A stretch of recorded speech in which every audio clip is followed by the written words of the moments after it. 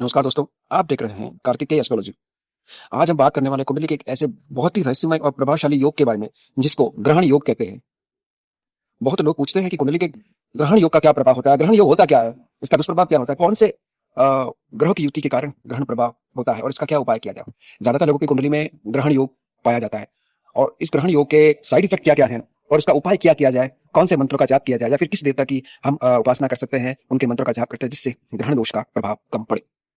देखिए, ज्योतिष शास्त्र में सूर्य या चंद्र पर छाया ग्रह जब पड़ती है, छाया ग्रह कौन से, राहु या केतु का प्रभाव जब पड़ता है तब ग्रहण योग बनता है। अगर सरल भाषा में आपको कहूं, मैं इजी लैंग्वेज में कहूं, तो जब कुंडली में सूर्य या चंद्र के साथ राहु या केतु बैठ जाए या बहुत कम डिग्री दूरी पर हो तब ग्रहण योग बनता है।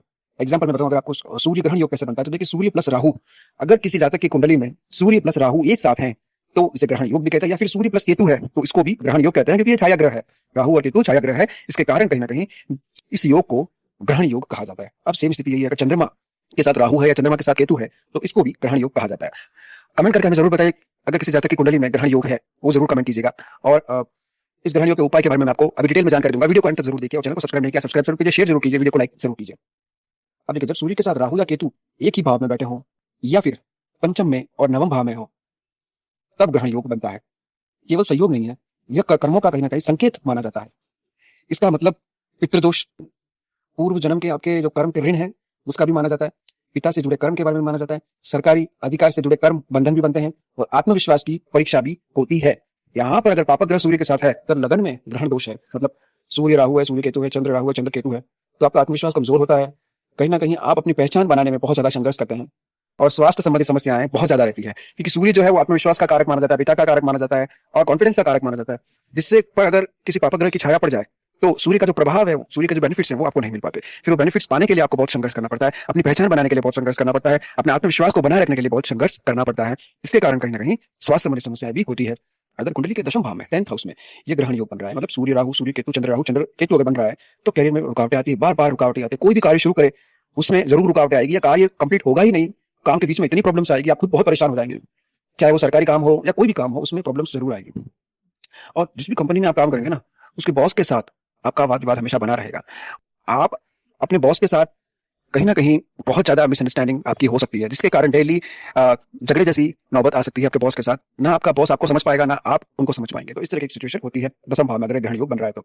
नवम भाव में बन रहा है 9th हाउस में तो क्या होता है, तो देखिए, भाग्य साथ नहीं देता, पिता से व्यक्ति की दूरी बनती है और धर्म से व्यक्ति का टकराव हमेशा रहता है। धर्म को मानता ही नहीं है, पिता से दूरी बनाए रखता है या पिता उससे दूरी बनाए रखते हैं और भाग्य उसका बिल्कुल साथ नहीं देता। अगर पंचम भाव में यह योग बन रहा है, ग्रहण योग बन रहा है, सूर्य राहु, सूर्य केतु, चंद्र राहु, चंद्र केतु अगर बन रहा है तो संतान संबंधी समस्याएं आती है, संतान में कष्ट आता है और पढ़ाई में रुकावटें आती है और मानसिक तनाव बहुत ज्यादा रहता है। पढ़ाई करने का मन नहीं रहता, पढ़ाई में मन नहीं लगता, बार बार सुख सुविधा आपके साथ, आपके पास बहुत है सुख सुविधा, आपके माता पिता ने आपको बहुत सुख सुविधा दी, आप जो चाहे वो बन सकते हैं, जो चाहे वो पढ़ाई कर सकते हैं, ना कोई पैसे की प्रॉब्लम, ना कोई आपके पढ़ाई में कोई प्रॉब्लम, फिर भी आपका पढ़ाई करने का मन नहीं करता और बार बार मन इधर उधर भटकता है, गलत काम में जाता है, गलत कार्य में जाता है। और स्कूल अगर जाते हैं तो भी स्कूल में कहीं ना कहीं बंक मारने का मन करता है या स्कूल जाते ही नहीं है, तो इस तरीके का मन विचलित रहता है, पढ़ाई में बिल्कुल मन नहीं लगता। अगर पंचम भाव में ये ग्रहण योग बन रहा है या फिर वैवाहिक जीवन अच्छा नहीं रहता या फिर संतान संबंधी समस्याएं आती है, संतान में बाधाएं आती है, मानसिक तनाव बहुत ज्यादा रहता है, डिप्रेशन में बहुत ज्यादा चला जाता है, छोटी छोटी बातों पर ऐसा व्यक्ति डिप्रेशन में चला जाता है।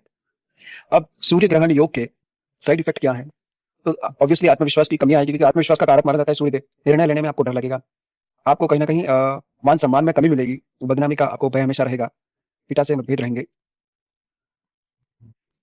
और कहीं ना कहीं सरकारी कार्य में अड़चने आती है या फिर प्रमोशन में आपके रुकावटें आती है, पिता के साथ मतभेद होते हैं और आंखों की समस्याएं बनी रहती है, बहुत ज्यादा सिर में दर्द बना रहता है, ब्लड प्रेशर हाई रहता है और बहुत से सूर्य संबंधित प्रॉब्लम्स बनी रहती है। लेकिन हर दोष का केवल बुरा असर नहीं होता दोस्तों।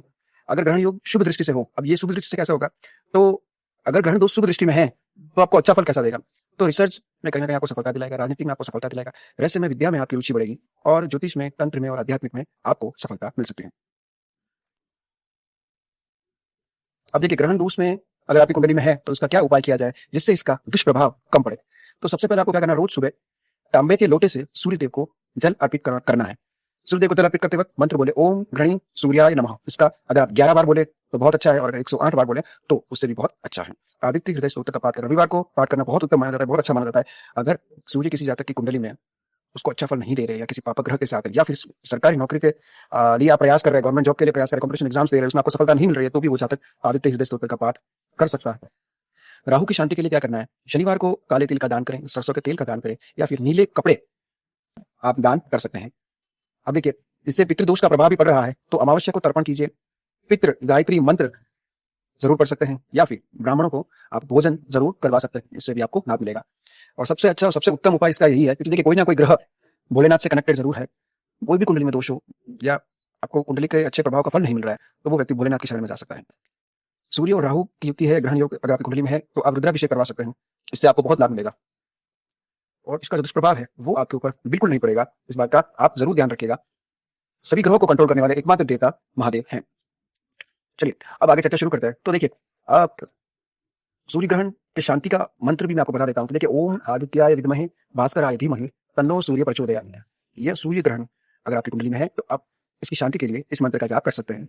राहु की शांति के लिए ओम राम रीम रोम सह राहुवे नमः इस मंत्र का भी जाप कर सकते हैं। केतु की शांति के लिए ओम स्रा स्त्री स्त्रो सह केतवे नमः इस मंत्र का भी जाप कर सकते हैं। मंत्र जाप की सही विधि आपको पता ही है।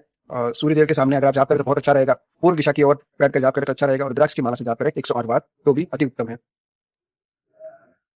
अगर मानसिक समस्या है तो 43 डेज तक आप यह उपाय करें, आपको तुरंत लाभ मिलेगा। अगर कोई कार्य में रुकावटें आ रही, बाधा आ रही है, आप कार्य सुधारना चाहते हैं, तो 90 डेज तक 90 दिन तक यह उपाय कीजिए, आपको फायदा मिलेगा। आपको मान सम्मान में अगर वृद्धि चाहते हैं, तो आप लगभग 6 महीने तक यह उपाय कर सकते हैं, इससे आपको लाभ मिलेगा।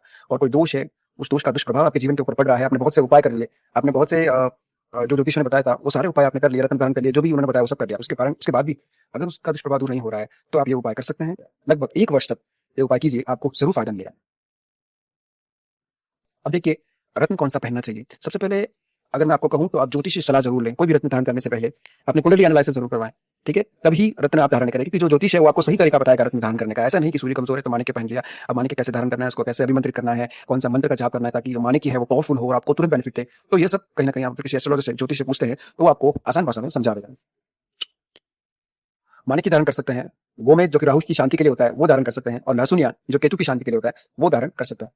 अब ग्रहण योग से बहुत से लोग डर जाते हैं कि कोई ज्योतिषी आपको कहता है कि आपकी कुंडली में तो ग्रहण योग है, तो आप एकदम घबरा गए, अब क्या होगा और मैं इसका उपाय कैसे करूं। तो यह वीडियो कहीं ना कहीं आपके लिए है। आपको घबराना नहीं है, डरना नहीं है, बस इस योग को समझना है और आप अपने कर्म जरूर सुधारिए, अहंकार त्यागिए और आध्यात्मिक उन्नति की ओर बढ़िए। पूजा पाठ कीजिए, भोलेनाथ की आराधना कीजिए, शिवलिंग पर जल अभिषेक कीजिए, सूर्यदेव को जल अर्पित कीजिए, और कुछ नहीं पता हो तो महादेव जी के मंत्रों का जाप कीजिए। शिव जी के सामने बैठकर 108 बार रुद्राक्ष की माला है तो बहुत अच्छी बात है, रुद्राक्ष की माला नहीं है तो मन से ही आप 108 बार या 108 से अधिक भोलेनाथ के मंत्र का जाप कर सकते हैं। क्योंकि नवग्रह सूर्य मंगल बुध गुरु राहु केतु शनि जो भी नवग्रह हैं, अगर उन नवग्रह में से कोई भी ग्रह आपको अच्छा बेनिफिट नहीं दे रहा है, उस ग्रह के कारण बहुत प्रॉब्लम का सामना कर रहे हैं, तो भोलेनाथ की शरण में जाइए, वो कहीं ना कहीं आपका जीवन सुधार देंगे और जो भी छोटी मोटी प्रॉब्लम्स आ रही है वो दूर कर देंगे। तो दर्शकों, आज के लिए बस इतना ही। वीडियो को लाइक जरूर कीजिएगा, चैनल को सब्सक्राइब जरूर कीजिएगा, और कुंडली एनालिसिस के लिए आप कहीं ना कहीं जो स्क्रीन के ऊपर व्हाट्सएप नंबर फ्लैश हो रहा है वहां पर आप अपनी डिटेल जरूर भेजिएगा।